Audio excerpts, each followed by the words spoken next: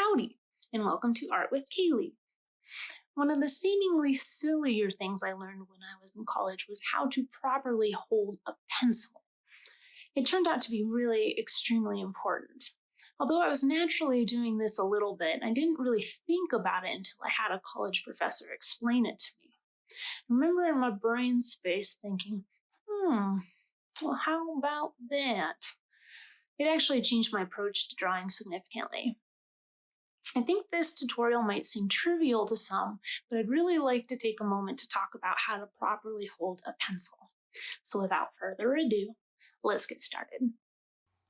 The materials you will need for this tutorial is just a standard 8.5 by 11 inch piece of printer paper and also a pencil. When I work with beginning artists, I find that they're very set in their ways of holding their pencil the same way that they write. I find this to be a little difficult for drawing because you can't always achieve the variety of pressures available to us to create different values. When I start the initial phases of my drawing, I find it's important to draw as light as possible. This is because I screw up a lot and I'm constantly needing to erase, but I don't want everyone to know I erased 50 times before I got the actual composition correct. Speaking of erasing, don't worry if you have to erase a bunch. That's part of the learning process.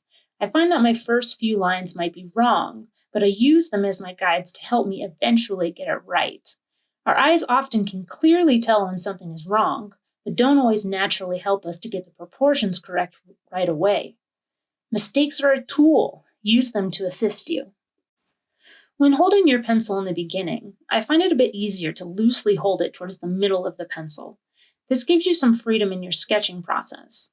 In the beginning, the lines can be plentiful, playful, and sketchy. I find that I use my arm a little bit more with this stage, but still my wrist a bit. The motion looks like this. Once you've found your proportions, you can then begin to move your hand a little closer to the lead of your pencil, but not fully close to the tip.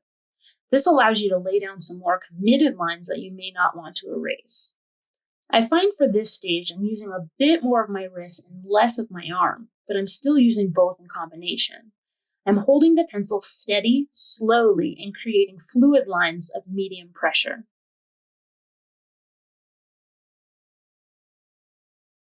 When you're fully ready to commit to some dark values, you may hold your pencil much more closely to the tip.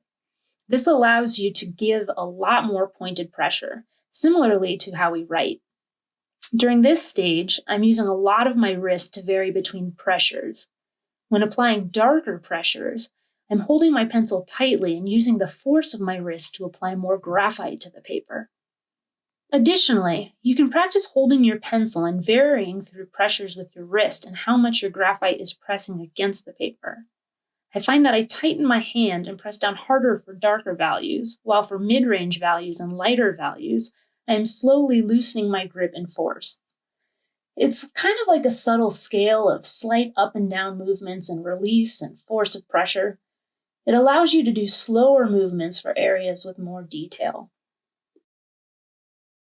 As you continue on your drawing journey, all of this will become a lot more fluid and natural as you progress. You will vary between each of these approaches throughout the process of your drawing, and it will feel much more intuitive. Well, I hope you enjoyed this video tutorial. I've been accused in my life of being an over-explainer, and that is absolutely true. I also hope that you've picked up some good tips and tricks to progress you on your journey as a budding young artist. After you've completed your practice, please share it and tag it and tell me all about it, because it warms my cold little dead heart to see you making and creating art. If you gained something from this video and are in a place to donate, please feel free to follow the link below. I never want to make that a mandatory thing by any means. I would much rather have you join along and learn art than feel like you have to contribute in any way. It just helps me with some of the time costs and apps and some of the materials that I've purchased to do these videos. So thank you so much, and I look forward to you joining me in our next installment of Art with Kaylee. Stay safe out there. Bye-bye.